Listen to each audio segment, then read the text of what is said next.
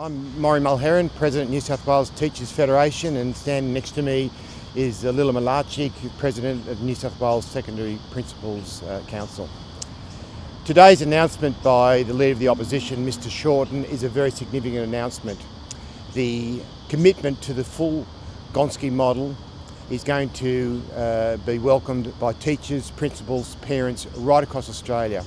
In every school, in every system, there'll be children who will be able to reach their potential now without additional money. It's a commitment to the future, it's an investment in Australia's future. We now call upon Mr Turnbull to match what Mr Shorten has announced today, or to better it. We already know in New South Wales, and this has been stated by both the Premier and his Minister, Mr Bickley, and also by the Secretary of the New South Wales Department of Education. They're on the record of saying that the additional Gonski money that is already flowing into New South Wales schools is having a significant and dramatic impact on improving children's learning. So we are now pleased that with this announcement today from the ALP at a national level, that there's going to be possibly some certainty going into the system, some certainty into the future that those children who are most in need will get the additional resources that they need. Maurie, are you calling on the state government to now apply pressure to the federal counterparts? Clearly we'll be asking Mr Baird, the Premier, to put pressure on Mr Turnbull. We know that the New South Wales government is committed to the Gonski model. We now know that at the moment Mr Turnbull is policing Abbott's cuts, and that's all that's being offered by the federal government, cuts to education. Not an investment, not even keeping pace, but cuts from 2017 onwards. This is clearly unsatisfactory, and we believe that the Premier, who has at least shown a commitment to the Gonski model, now needs to say to his Liberal colleagues at the national level, you too can put schools funding above the political fray. You can stop making it a political football and stop playing with the lives of young Australians and commit to the Gonski model. What if the federal government said that the only way it could commit to the last 2 years of Gonski was to raise the GST? Would it be worth it? We don't believe that Mr Turnbull is sincere when he talks about the GST.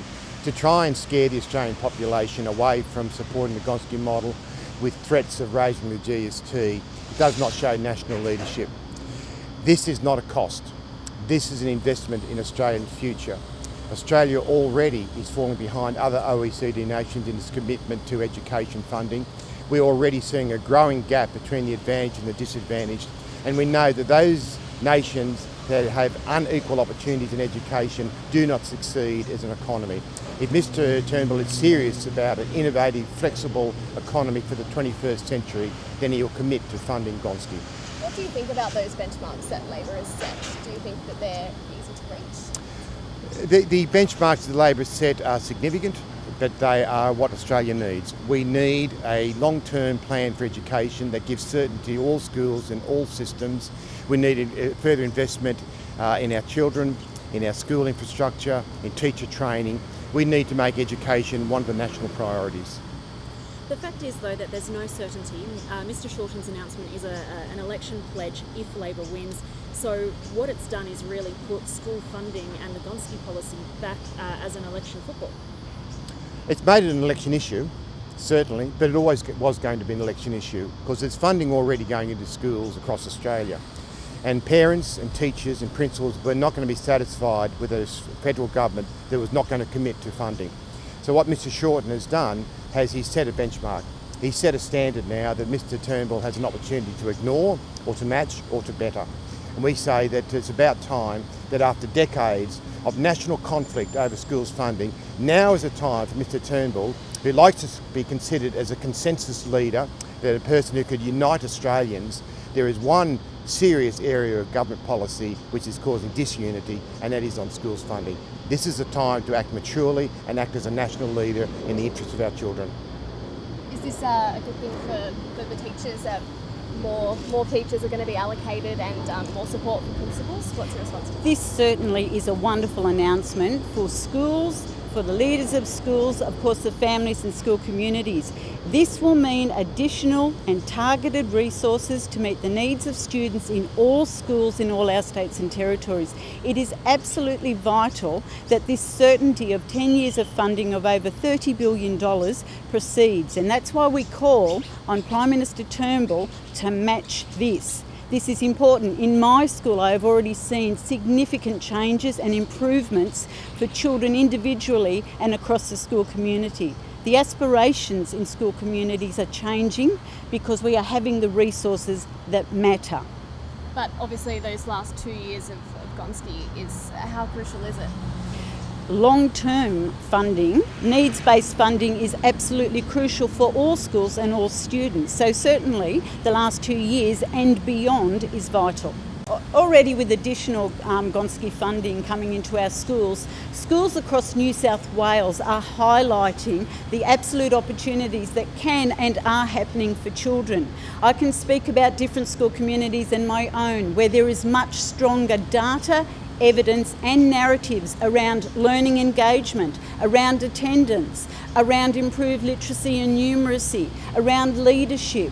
All of this matters for the investment of those children, but of course an investment in our nation as well. Maurie, I might just ask you, Bill Shorten's today made education funding a major election issue. Yes. You're in touch with parents, you speak to them every day.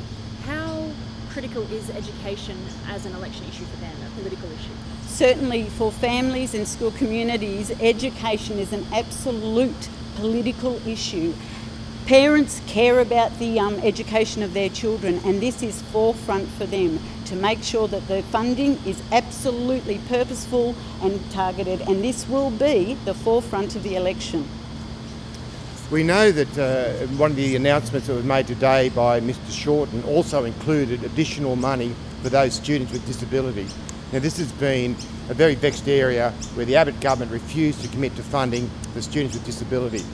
We now are pleased to see that Mr Shorten is going to commit to that student with disability loading. There are children with physical and intellectual disabilities that are not getting any support whatsoever. 100,000 or more students across this nation who don't get any extra support, though they're in dire need of it. This commitment to funding the student with disability loading is a very, very welcome announcement, and there'll be parents tonight breathing a sigh of relief. You've suggested that the funding model put forward by Labor could be bettered by the Turnbull government. What are the gaps that you see? The announcement that Mr Shorten has made is significant, and Mr Turnbull has an opportunity to at least match it. But if he thinks that he can go further, then we're calling him on to go further. Australia has been in decline in funding schools for decades. We spend, the increase in the last few years has been less than 1%. It hasn't even matched the growth in the economy. We've actually fell behind the amount of money we've invested in schools. So there's a shortfall, a significant shortfall in schools funding that has to be made by government. This step today by Mr Shorten is now the first step. We'll be calling on Mr Turnbull to match it or to better it.